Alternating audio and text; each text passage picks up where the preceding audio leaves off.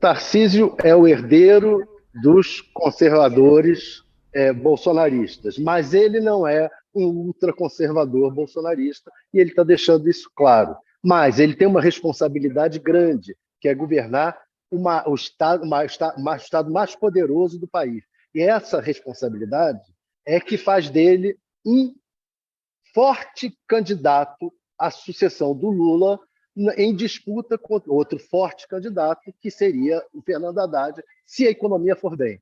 Se a economia for mal, vai ser ruim para o Fernando Haddad e vai ser ruim também para o próprio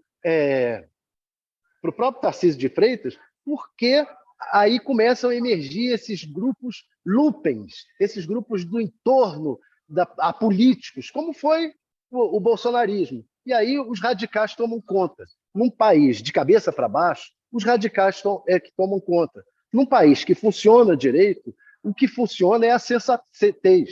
E é aí que eu acho que os dois estão apostando. Por isso eles estão juntos. Daí os dois acreditarem na possibilidade de um jogo de ganha-ganha. Vamos tentar arrumar a economia, que nós dois podemos sair melhor disso. Se nós não arrumarmos, e foi o que ocorreu há pouco tempo com o bolsonarismo, o país virou de cabeça para baixo, se desacreditou da política e esse Congresso aqui se encheu desses tipos, como esse cidadão aí que foi agora preso não, que teve agora busca e apreensão, e é assim, o Marçal, né? E é assim. Então, eu acho que o Tarcísio está jogando muito bem, está jogando como um político sério, e o Fernando Haddad também está jogando muito bem. O Fernando Haddad, se der certo essa coisa aqui, ele vai sair mais ou menos do tamanho que o Fernando Henrique Cardoso saiu com a aprovação do Plano Real. Foi ele, Fernando Henrique, que articulou aqui no Congresso. O Palocci se deu muito bem também, mas ele não foi quem articulou no Congresso, porque quem articulou aqui no Congresso, naquela época, foi o PT de Zé Dirceu, etc. e tal, de José Genuíno, etc., e não era o Palocci o articulador no Congresso. O Palocci era o articulador junto ao mercado financeiro. O Haddad não, ele está articulando junto ao mercado financeiro e junto ao Congresso. E o Tarcísio está se colocando como uma direita mais racional, menos histriônica, menos histérica.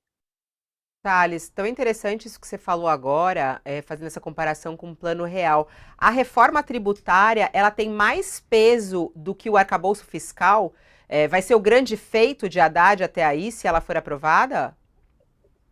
Os dois e mais o CARF, que está sendo votado aqui.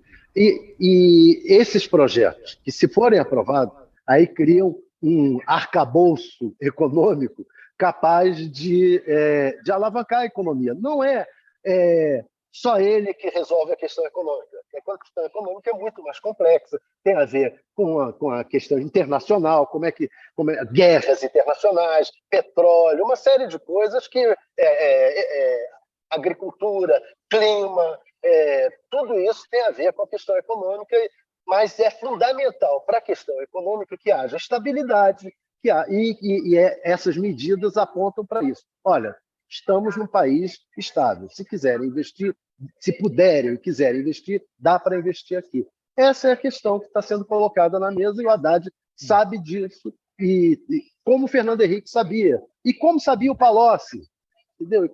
Quem sabe gerir a economia sabe que junta isso tudo. Quem não sabe, faz como fez o Paulo Guedes. Resolve sair chutando, brigando com todo mundo, brigou com o presidente da Câmara, o Rodrigo Maia, brigou com todo mundo, e brigou com o mercado.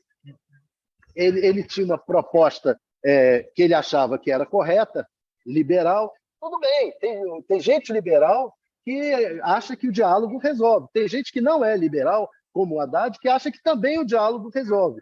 Agora, o Paulo Guedes achou que não. Bastava ele ter a fórmula certa para resolver o problema econômico. E não deu certo.